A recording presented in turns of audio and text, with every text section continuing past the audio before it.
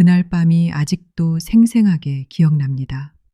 당근밭에서 불어오는 바람이 창문 틈으로 스며들며 등을 스쳤고 그는 등을 돌린 채 조용히 서 있었습니다. 춥지 않아요? 조용히 묻던 그의 목소리는 깊은 땅속처럼 낮고 따뜻했습니다. 그의 손이 제 등을 감싸 안을 때 저는 오랜만에 한 남자의 손길을 허락했습니다. 욕망이 아니라 신뢰하고 싶어서였습니다. 저는 56살입니다. 한때는 성실한 아내였고 헌신적인 엄마였지만 가장 믿었던 남편에게 폭력과 침묵으로 내몰린 뒤 제 안에 여자는 사라졌다고 믿었습니다. 그런데 그저 당근밭에서 마주친 한 흑인 남자 때문에 제 인생이 다시 움직이기 시작했습니다. 그는 말이 많지 않았습니다. 하지만 그의 눈은 제가 얼마나 상처받았는지 다 알고 있는 듯 했지요. 그리고 그의 손 가을 햇살보다 따뜻했던 그 손길은 오랫동안 닫혀있던 제 마음의 문을 다시 열어주었습니다. 지금 이 영상을 보고 계신 분도 혹시 외롭거나 사랑과 남자에 대한 믿음을 잃으셨다면 이 이야기를 끝까지 들어보세요. 아마 당신도 느끼게 될 겁니다. 당근보다 더 깊고 굵은 비밀이 우리의 가슴을 다시 뛰게 할지도 모른다는 것을요. 영상의 좋아요와 구독을 눌러주세요.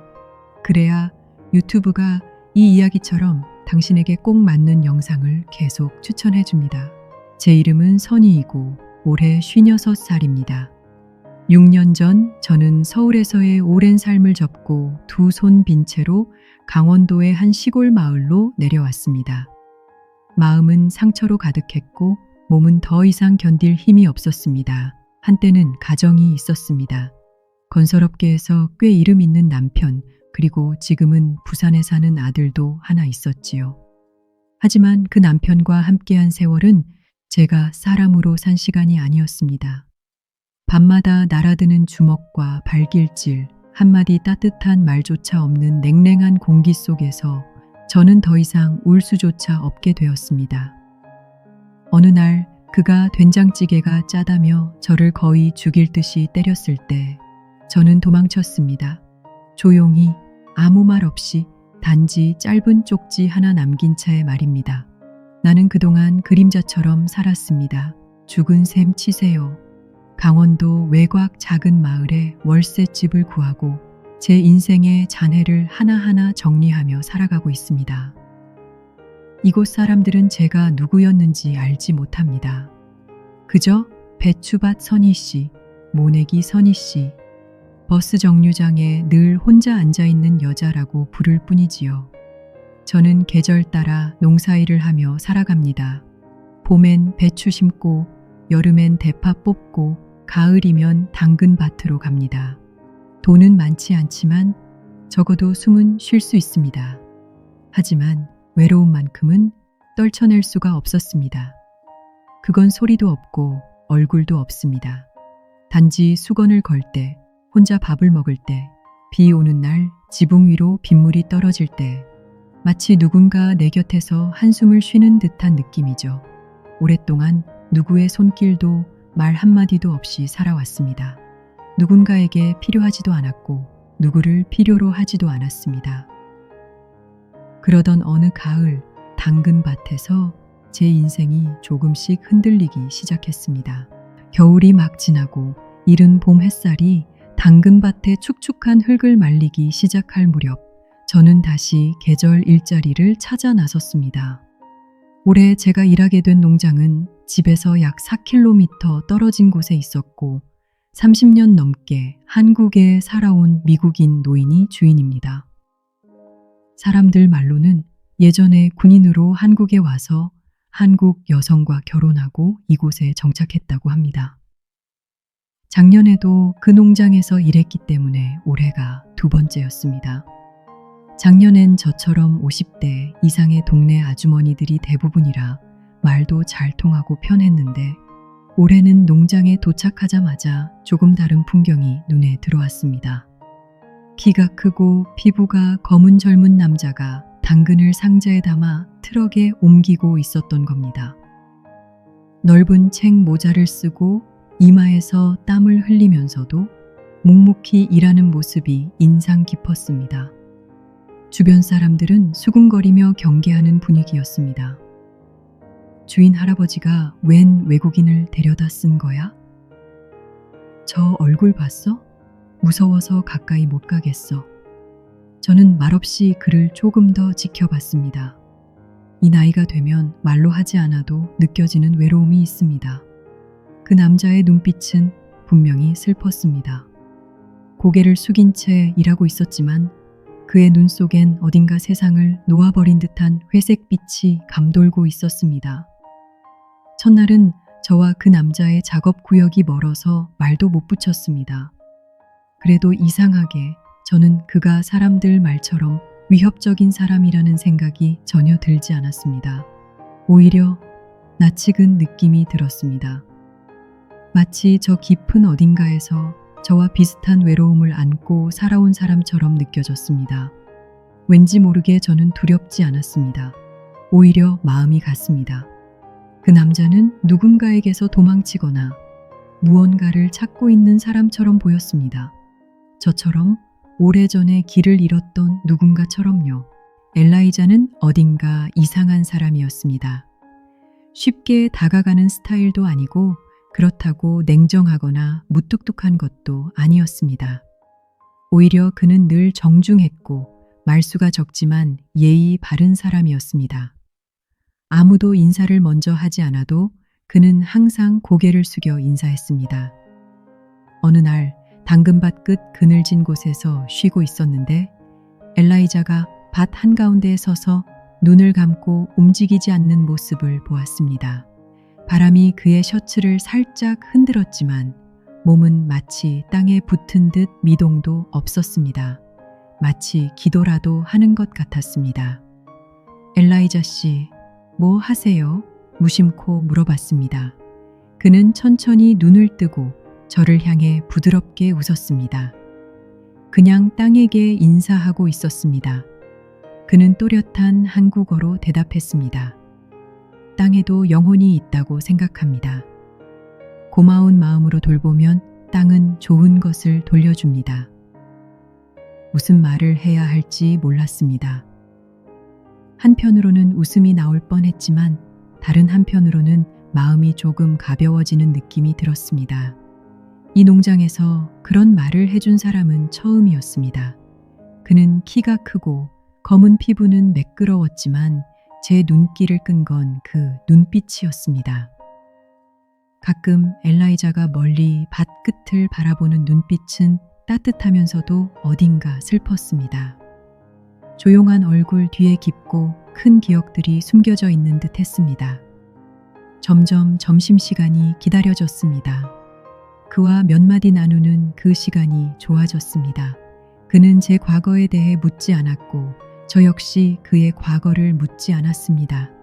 그런데도 우리 사이엔 이상한 공기가 흘렀습니다.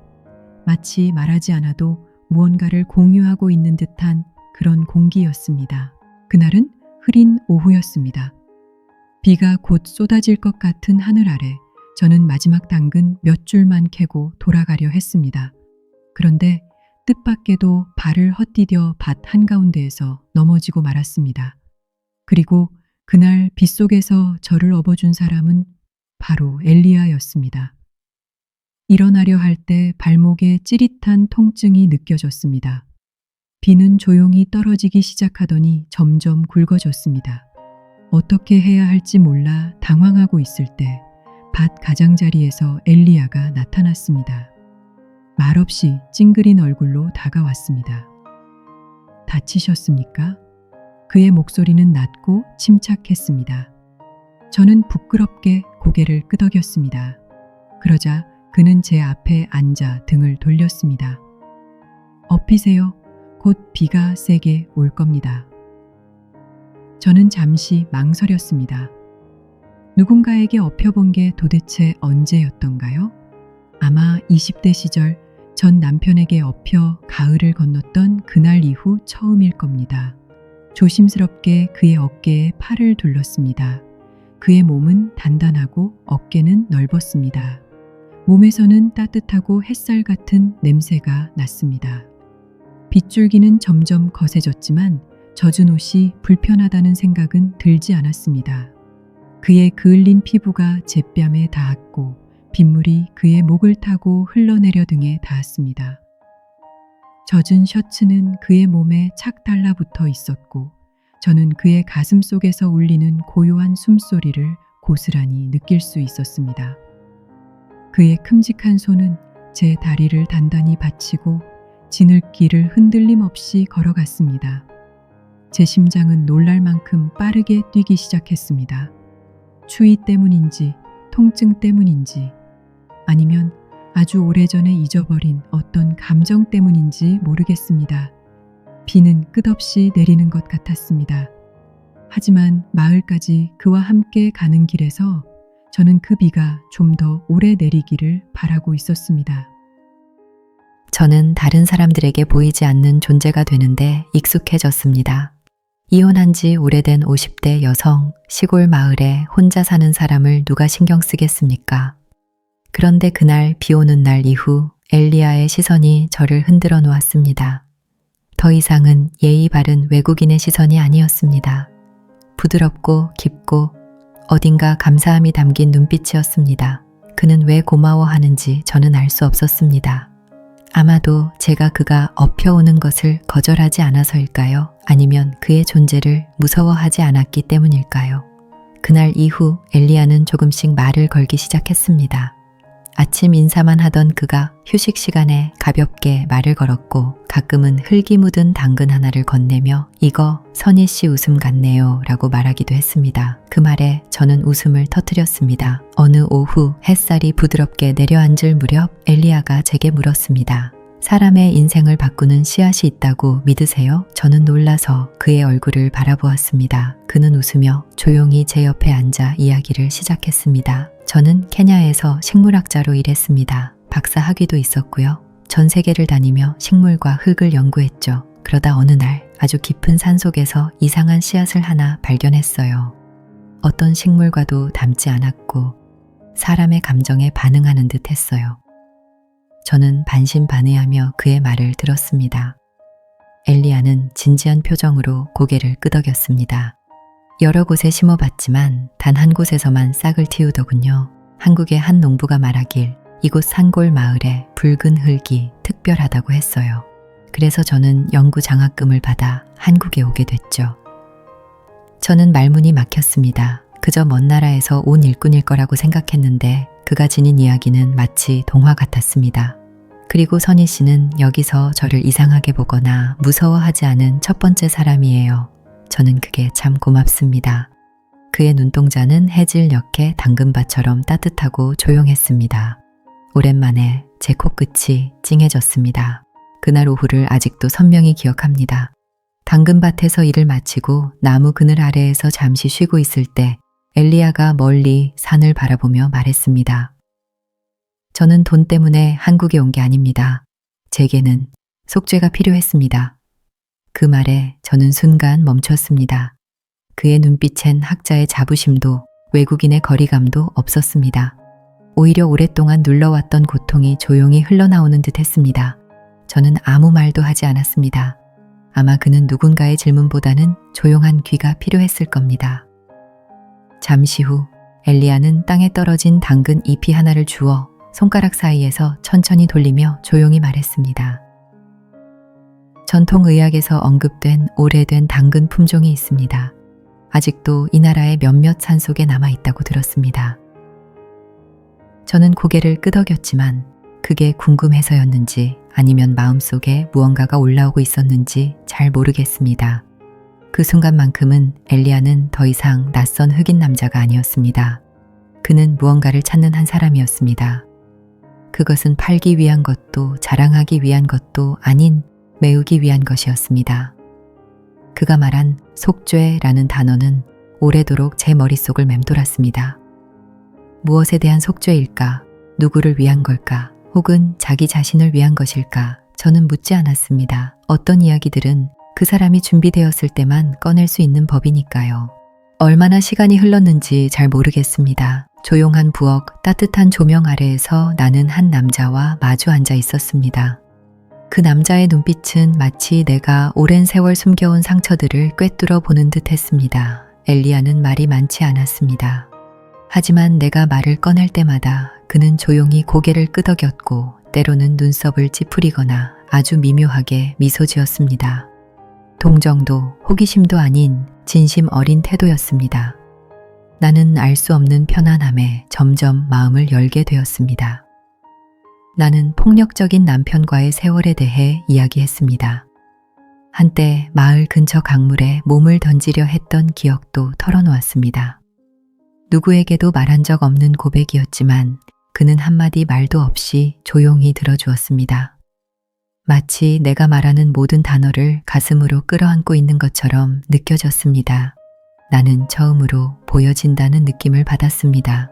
여자로서가 아니라 한 사람으로서 존중받는 기분이었습니다. 판단도 없고 평가도 없었습니다. 그래서였을까요? 오랜만에 나도 모르게 웃음이 나왔습니다. 아주 가볍고도 어색한 웃음이었지만 몇 년 만에 지어보는 웃음이었습니다. 선희 씨는 생각보다 훨씬 강한 분입니다. 엘리야는 말했습니다. 그의 목소리는 마치 대지처럼 따뜻하고 깊었습니다. 하지만 강하다는 건 외로워야 한다는 뜻은 아닙니다. 나는 뭐라고 대답해야 할지 몰랐습니다. 목이 메었고 아무 말도 할 수 없었습니다. 그 순간 깨달았습니다. 내 인생에서 누군가 나에게 이런 말을 해준 건 처음이라는 걸요. 그날 밤 그를 문 밖까지 배웅한 후 나는 한참 동안 그의 뒷모습을 바라보았습니다. 마을 흙길 끝으로 사라지는 그의 그림자를 보며 메마른 내 마음이 이상하게도 두근거리기 시작했습니다. 그 감정을 뭐라고 불러야 할지 모르겠지만 뭔가가 분명히 달라지고 있었습니다. 그날 밤을 절대 잊을 수 없습니다. 달도 없고 하늘은 잿빛으로 가라앉았고 마을 전체의 전기가 갑자기 나갔습니다.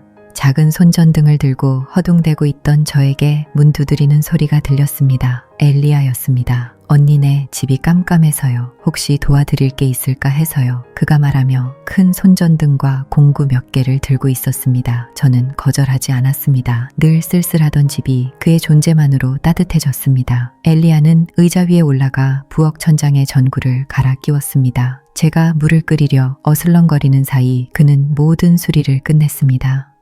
정이는 없어도 막걸리는 있어요. 제가 장난처럼 말하며 막걸리 2잔을 따랐습니다. 그는 조용히 웃으며 제 옆에 앉았습니다. 우리는 어두운 부엌에 마주 앉아 있었습니다. 손전등 빛이 탁자 위에서 그 사람의 눈을 비췄습니다. 따뜻하고 은근한 막걸리를 한 모금씩 마시며 시간은 천천히 흘러갔습니다. 언제부터인가 우리는 말을 멈췄습니다. 대신 조용한 숨결만 남았습니다. 어둠 속에서 반짝이던 그의 눈이 저를 똑바로 바라보았습니다. 그것은 소유하려는 시선이 아니라 아주 부드럽고 마음 깊은 곳까지 꿰뚫는 듯한 시선이었습니다. 저는 떨렸습니다. 추워서가 아니라 오랜 세월 동안 누구에게도 보여주지 않았던 연약한 부분이 그의 시선 하나로 닿은 것 같았기 때문입니다. 손끝도 닿지 않았는데 마음은 이미 흔들리고 있었습니다. 그가 제 손등에 조심스럽게 손을 얹었을 때 저는 피하지 않았습니다. 오히려 오랜 시간 그 순간을 기다려온 것처럼 가만히 있었습니다. 저는 손을 살짝 돌려 그의 햇볕에 그을린 긴 손가락을 살며시 잡았습니다. 아무 말도 하지 않았습니다. 엘리야는 조금 더 가까이 다가와 그의 따뜻한 숨결이 제 관자놀이에 닿았습니다. 저는 반사적으로 머리를 기울여 그의 가슴에 어깨를 기댔습니다. 그 따뜻함은 거칠거나 욕망 어린 것이 아니라 너무나 진심 어린 포근함이었습니다. 그 순간 눈물이 날 뻔했습니다. 그가 제 이마에 입을 맞췄을 때가 언제였는지 정확히 기억나지 않습니다. 하지만 저는 눈을 감았습니다. 도망치기 위해서가 아니라 마음을 열기 위해서였습니다. 20년이 넘도록 처음으로 다른 사람이 제게 손을 뻗었습니다. 어쩌면 열정보다 더 사람을 녹이는 건 바로 다정함일지도 모릅니다. 그날 밤이 아직도 생생하게 떠오릅니다. 창문이 살짝 열린 채로 바람이 조용히 스며들던 밤이었습니다. 침실의 어둠은 더 이상 무섭지 않았습니다. 엘리야가 제 곁에 있었으니까요. 그가 가져온 손전등의 희미한 빛이 벽에 비치며 우리 둘의 그림자가 나란히 앉은 두 그루의 나무처럼 흔들렸습니다. 사랑 고백도 조급함도 없었습니다. 그는 조심스럽게 제 손 위에 손을 얹었습니다. 오랜 세월 방치된 보물을 만지듯이 말입니다. 저는 물러서지 않았습니다. 그냥 눈을 감고 그 감각에 몸을 맡겼습니다. 그의 손은 크고 따뜻하며 거칠었지만 동시에 저를 떨리게 했습니다. 여성으로서의 떨림이었습니다. 그는 저를 바로 입맞추지 않았습니다. 이마를 제 이마에 대고 조용히 숨을 내쉬었습니다. 제 심장이 요동치다 천천히 가라앉았습니다. 그리고 그의 입술이 제 뺨에 가만히 닿았습니다. 우리는 서로의 옷을 천천히 벗겨냈습니다. 마치 시간을 한 겹 벗기는 것처럼요. 제 등에 그의 손이 닿을 때 마치 오래된 기억이 담긴 책을 읽는 듯한 느낌이 들었습니다. 급한 움직임은 없었습니다. 엘리야는 봄비처럼 조용히 다가왔습니다. 땅을 적셔 꽃을 피우듯이 말라버린 저를 다시 피어나게 했습니다. 저는 울지 않았지만 목이 메었습니다. 그가 저를 품에 안았을 때 저는 다시 태어난 느낌이 들었습니다. 더 이상 강원도 시골에 조용히 살아가는 56세 여인이 아니었습니다. 저는 온전한 여자였습니다. 그 후 우리는 아무 말 없이 누워 있었습니다. 엘리야는 이불을 끌어올려 저를 꼭 안아주었습니다. 그의 채취, 피부 냄새, 흙 냄새, 땀과 당근과 햇살이 섞인 향기는 저를 작고 평온하게 만들었습니다. 그 밤은 단순한 육체적 접촉이 아니었습니다. 길을 잃은 두 영혼이 서로를 어루만진 치유의 시간이었습니다. 사람들은 종종 말합니다. 밤이 아름다울수록 그 다음 아침은 쉽게 깨진다고요. 저는 믿지 않았습니다. 그날 아침까지는요. 엘리야는 평소처럼 아침 식사 자리에 나오지 않았습니다. 긴 밤을 보낸 후라 늦잠을 잔 건가 싶었습니다. 하지만 그날 오전 내내 그는 제게서 완전히 모습을 감췄습니다. 문자도 없었습니다. 당근밭에도 오지 않았고 언제나처럼 눈길 한번 주지 않았습니다. 저는 일부러 바쁜 척하며 마음속 공허함을 일로 채우려 했습니다. 하지만 일할수록 가슴은 점점 무거워졌습니다. 점심시간 저는 둘이 함께 먹으려 준비한 도시락을 들고 그의 텐트로 향했습니다. 그러나 텐트는 텅 비어 있었습니다. 엘리야는 없었고 테이블 위엔 짧은 쪽지 한 장만 놓여 있었습니다. 하루 휴가를 내겠습니다. 생각할 시간이 필요합니다. 에일레이자. 고작 그것뿐이었습니다. 저는 얼어붙은 채로 서 있었습니다. 손에는 식어가는 도시락이 들려 있었고 제 마음은 차갑고 축축한 낭떠러지 밑으로 곤두박질 친 듯 했습니다. 어젯밤 분명 우리는 아주 가까워졌습니다. 그 포옹, 그 눈빛, 설마 저만의 착각이었을까요? 너무 쉽게 마음을 열어버린 건 제 실수였을까요? 저는 더 이상 젊지도 않고 무모하게 사랑할 나이도 아닙니다. 하지만 어젯밤은 단순한 일탈이 아니었습니다. 엘리야도 그랬을 거라고 믿었습니다. 그런데 왜 지금 그는 마치 무언가 부끄러운 것처럼 저를 피하는 걸까요? 그날 밤 저는 잠을 이루지 못했습니다. 당근밭을 스쳐 지나가는 바람소리와 함께 제 머릿속엔 지난날의 기억이 떠올랐습니다. 버림받았던 순간들, 몸을 내어준 후 차가워진 시선들, 그리고 아무 말 없이 떠나간 사람들. 저는 스스로 강해졌다고 믿었습니다. 하지만 결국 저는 여전히 쉽게 상처받는 여자였습니다. 그날 오후 저는 도저히 참을 수가 없었습니다. 엘리야 씨가 갑자기 저를 피하고 함께하던 점심도 거절하며 하루 휴가까지 내는 모습은 저를 혼란스럽게 만들었습니다. 마음이 조급해진 저는 조용히 밭을 지나 산길을 따라 엘리야 씨가 머무는 임시 숙소로 향했습니다. 문은 잠겨 있지 않았습니다. 작고 조용한 공간, 금방이라도 외로움이 흘러넘칠 듯한 분위기였습니다. 낡은 철제 침대, 오래된 책상, 몇 개의 상자들, 그리고 임시로 만든 책꽂이 하나. 그러나 제 시선을 사로잡은 건 방 한쪽 구석에 있는 엘리야 씨만의 세계였습니다. 책상 위에는 강원도와 인근 산악 지역의 지형도들이 펼쳐져 있었습니다. 지도마다 빨간 펜으로 표시된 깊은 산속 지점들이 있었고 그 옆에는 전통 약초와 관련된 연구 자료, 한약 문헌, 영어와 프랑스어로 된 자료집이 쌓여 있었습니다. 메모지에는 뿌리 패턴 일치, 깊이 확인 필요, 회색 안반 지역, 흔적 가능성 있음, 이번에는 절대 포기하지 말 것 등의 글이 적혀 있었습니다. 그 옆에 낡은 철제 상자가 있었습니다.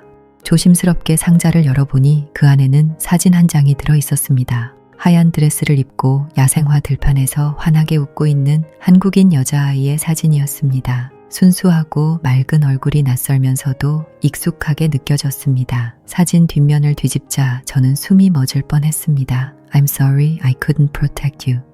미안해. 지켜주지 못해서. 제 가슴이 철렁 내려앉았습니다. 엘리아 씨는 단순한 연구자가 아니었습니다. 그는 한 아이의 아버지였고 그 아이를 지켜주지 못한 깊은 상처를 안고 살아가는 사람이었습니다.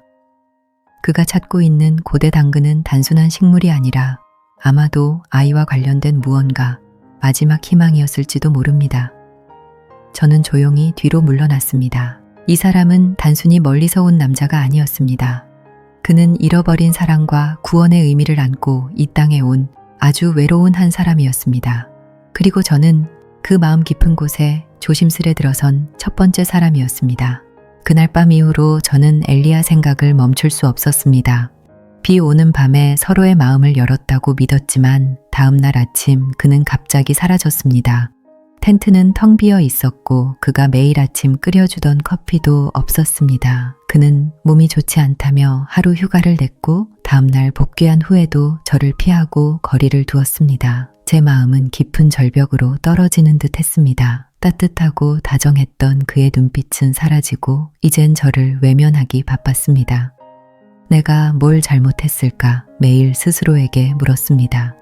결국 저는 참지 못하고 해가 산 너머로 넘어갈 무렵 엘리아가 머무는 임시 숙소로 조용히 향했습니다. 문은 살짝 열려 있었고 안에서 희미한 불빛이 새어나왔습니다. 저는 조심스럽게 안으로 들어갔고 그곳에서 깜짝 놀랐습니다. 작은 방 안에는 각종 자료와 오래된 한국 지도 그리고 나무 상자 하나가 있었습니다. 그 안에는 낡은 사진들이 있었고 그 중에는 한국 소녀의 사진이 있었습니다. 뒷면에는 이렇게 적혀 있었습니다. 지켜주지 못해 미안해. 그때 엘리아가 돌아왔고 저를 보며 놀란 듯 멈췄습니다. 하지만 곧 조용히 제 옆에 앉아 말하기 시작했습니다. 엘레나예요. 그 아이의 이름은 엘레나입니다.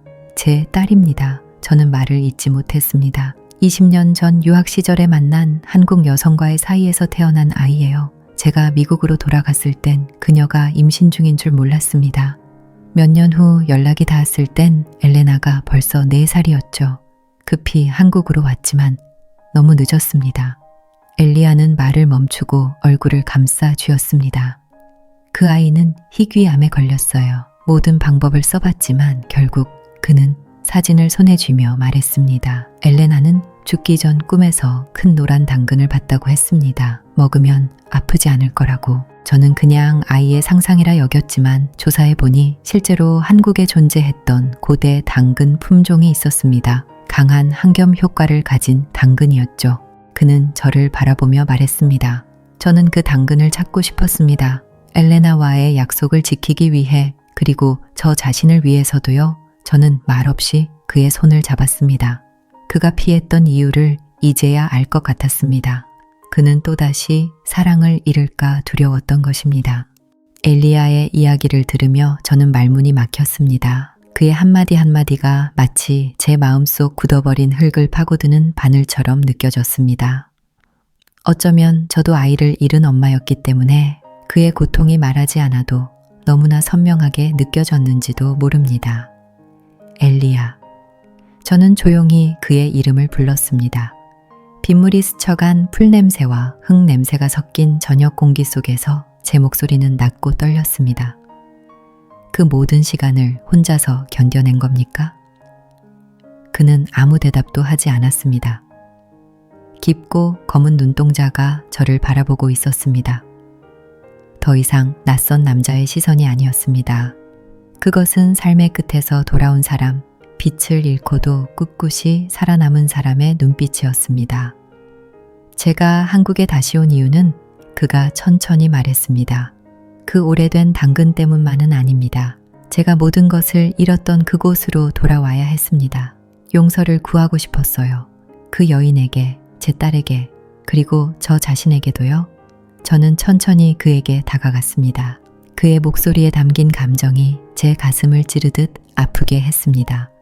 말로 설명할 수 없는 무게, 그러나 분명 존재하는 슬픔이었습니다. 아마도 저는 속삭였습니다. 우리 모두 과거에게 용서를 구하며 살아가는 것 같아요, 엘리아 씨. 왜 그랬는지는 모르겠습니다. 어쩌면 그에게서 제 모습을 보았기 때문일 겁니다. 어쩌면 그 순간 그의 어깨가 너무 외로워 보였기 때문일지도 모릅니다. 저는 조용히 그를 안았습니다. 말없이 조심스럽게. 그러나 저는 알았습니다. 그는 그 뜻을 이해하고 있다는 것을요.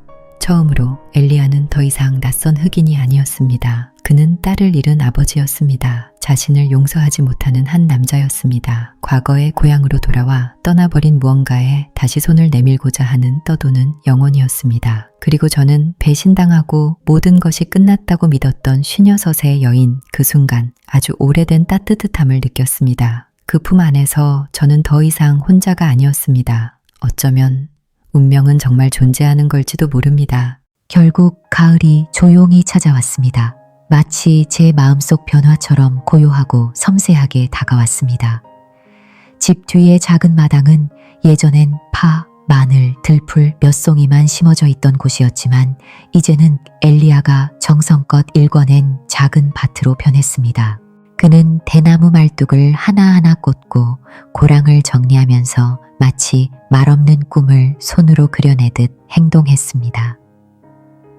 가운데 줄엔 어떤 품종을 심고 싶습니까? 그가 물었습니다. 그의 손엔 그 먼 곳에서 가져온 오래된 붉은 당근 씨앗이 들려 있었습니다.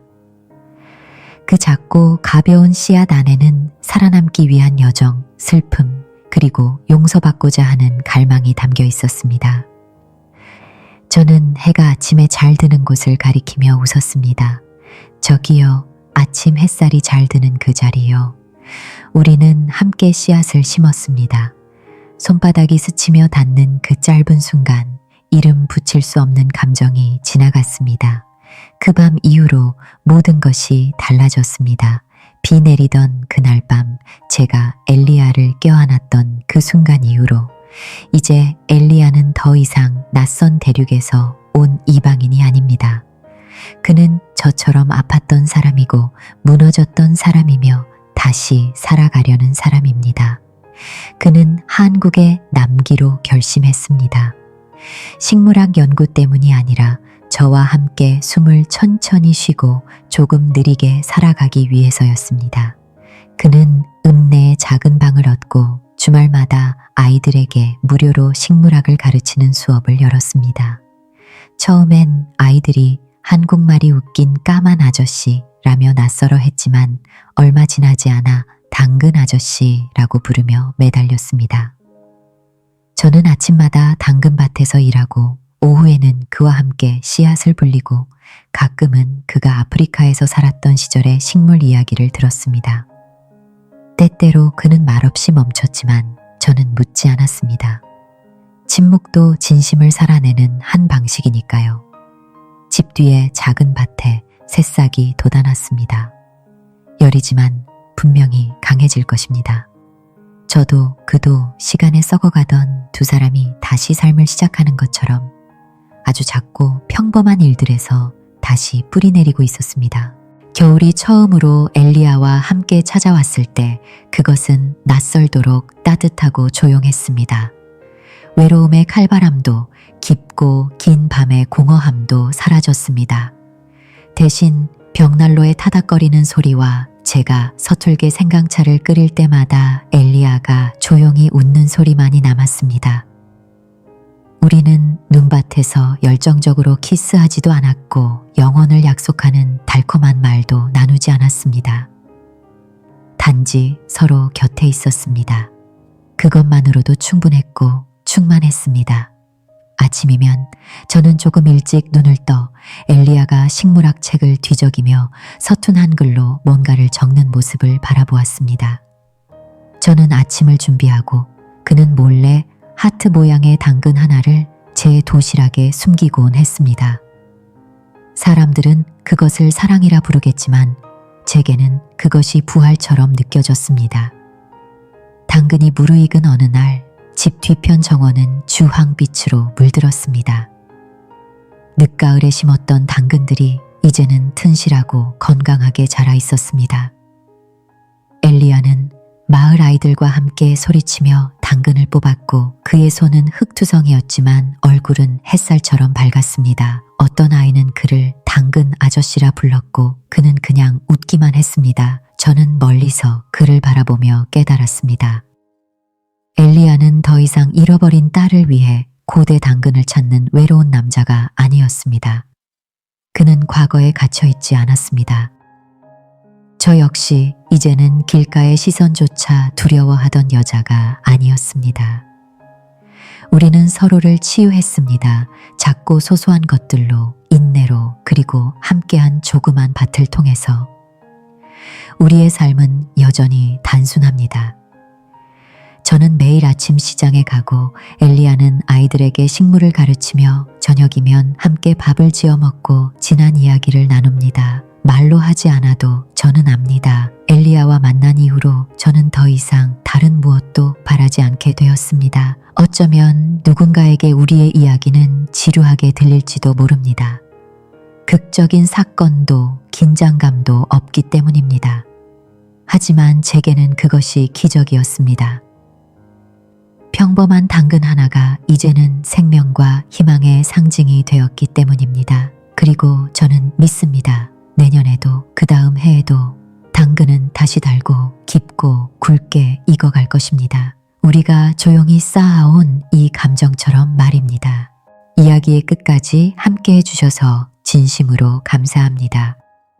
사랑이란 언제나 불같이 시작하거나 뜨거운 입맞춤으로 끝나야 하는 건 아닙니다.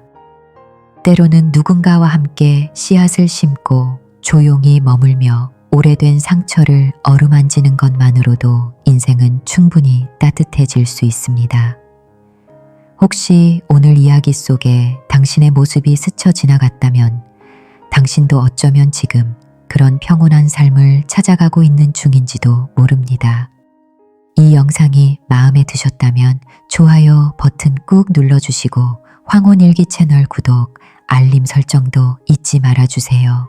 외로운 어느 늦은 저녁 당신에게 꼭 닿을 수 있는 이야기를 전해드리겠습니다. 다음 이야기에서 또 뵙겠습니다. 오늘 하루도 평안하시길 바랍니다.